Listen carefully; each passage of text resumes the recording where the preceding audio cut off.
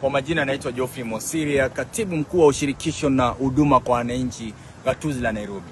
Nataka kushukuru jamii ya Omogusi kama spokesperson wa jamii Nairobi and diaspora. Jana tulikuwa na sabato ya kurudishia Mungu shukrani, end year Thanksgiving Sabbath ya kufunga mwaka.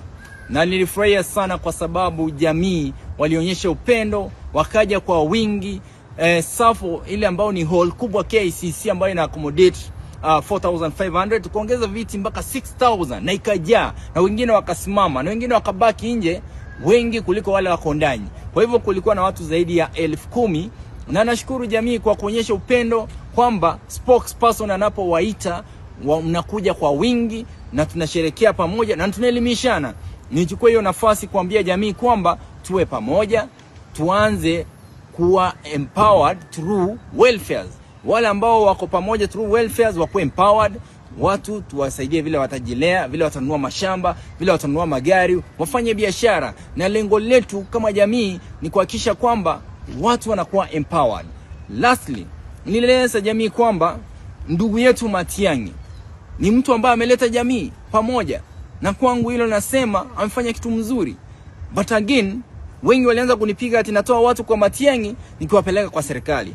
Ni the same thing walifanya wakati nilikuwa natoa watu nikwambia kuja tuingie hapa kwa serikali, kwa sababu mimi nimeona mahali wanaelekea. Wakasema natoa watu kwa baba.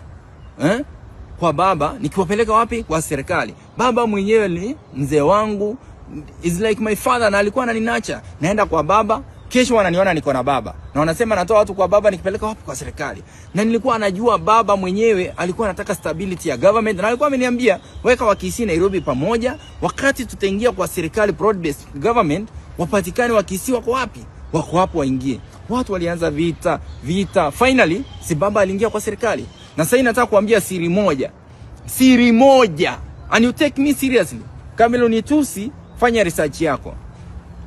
Matiang'i ni ndugu yetu, anataka kuwa president, lakini hana party. He has no party. For anyone to become a president in Kenya, you must be a party leader. Moi was a party leader of KANU.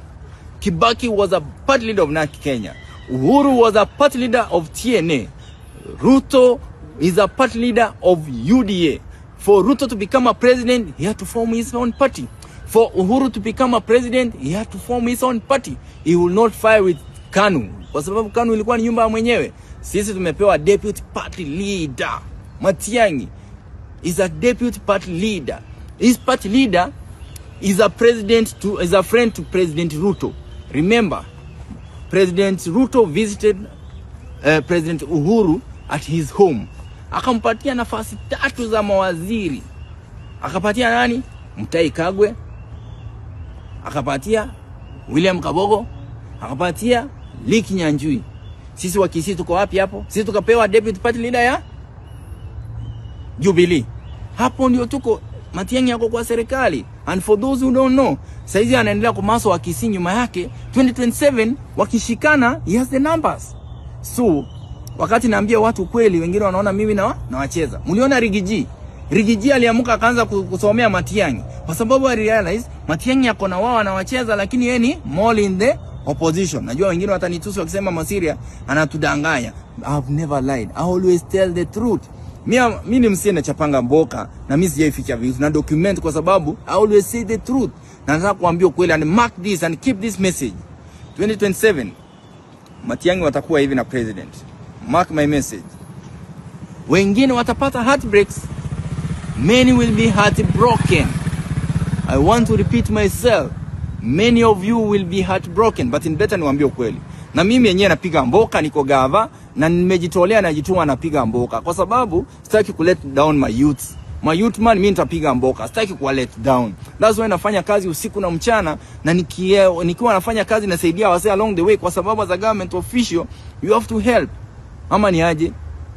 Na mimi nitazidi kupiga hii mboka, lakini mimi nawaambianga ukweli, si wafichangi. Mimi nawaambia ukweli.